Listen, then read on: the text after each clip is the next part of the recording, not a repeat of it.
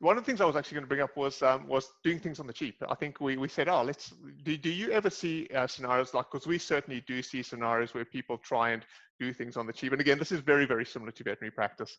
And I've got some stories here too, where people go to something cheap and don't get the outcome they want. Do you have any examples of that? Absolutely. I see it all the time. Nobody wants to pay money for insurance. It's a real grudge purchase. So that's one of the things. And I don't want to pay more for my insurance either. But I also want to be paying fair value because I have seen the difference at time of claim. And that's where the rubber hits the road for insurance, is when you need to make a claim, how easy it is and actually getting paid. I think the most common one is to think that you've got insurance through your superannuation, so I'm right. So often when we actually get a chance to look at the policies, those group covers, so they buy it on bulk, so you don't get individual cover, you get group, or everybody's got the same kind of cover. And largely, and again, I'm not advice, but they seem to be a more basic level than if you get advice yourself. So some of the things can be around your definition of your occupation. If you need to make a claim, are they going to say you can't do your own occupation as a vet? Or are they going to say, yep, you can't be a vet, but could you do something else?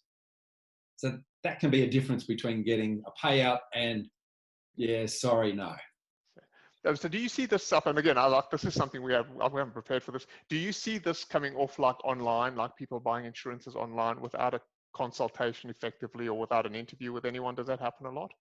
Because we see that. I mean, we see that in the business structure setup space where people are setting up business structures. Do you see that anywhere, or where there's minimal consultation done with the client? No, I don't see it, because I'm totally at the other end of the scale, where it's all about relationship and understanding and giving specific individual advice. So I guess people are doing it because they advertise on TV and radio and that sort of thing.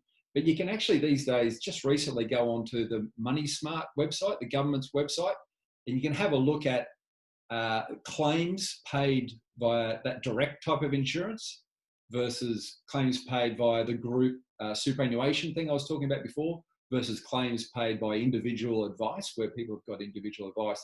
And the stats, like I'm not going to quote them because I'll get them wrong, but it's sort of like 70% paid, 80% paid, and 93% paid with an advisor. Something like that. Go and check it out yourself. But it's a bit fraught to do it that way, because you can point at it. I call it I've done a video actually called The Illusion of Insurance. I can see it on the paper, but when I go to touch it, it's gone.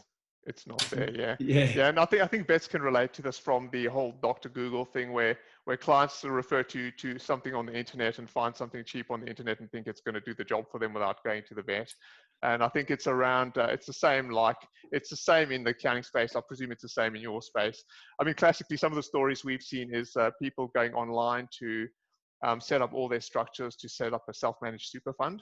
Yes. And then obviously that, when it comes to audit time, doesn't pass audit because the paperwork's not in order, and then the cost to fix that is going to be significant.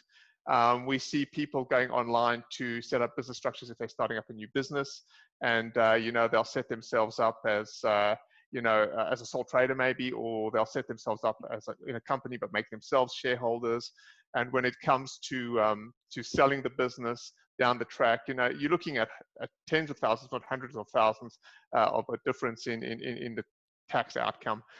So I kind of put myself in the shoes of like being a vet and being approached by someone who's been to Dr. Google or done something on Dr. Google, and then look at it from the accounting side. And it also happens on that side. So every industry is the same in that particular space. So just be wary. I'm not saying don't go on the internet, but if you don't know a lot about that particular thing, because vets are pretty smart actually, and there will be a bunch of them who know quite a lot of stuff around it. But if you're unsure about how to set up an entity or do your bookkeeping or valuing a practice or particular types of insurance, then it's always best to speak to someone, and the outcomes are likely to be better if you're not sure, to speak to someone.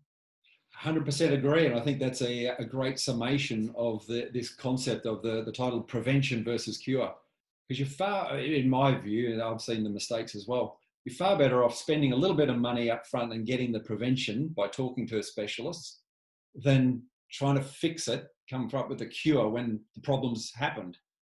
And it costs you so much more to do it that way, and the stress and the heartache along the way.